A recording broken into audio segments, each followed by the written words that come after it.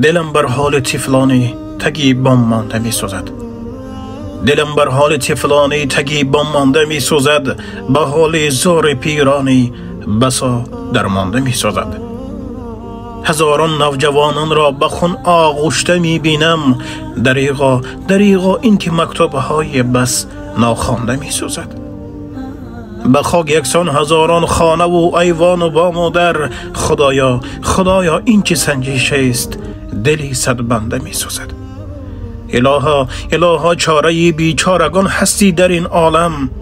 لبی تشنه تنی خونشار همه پرکنده می سوزد.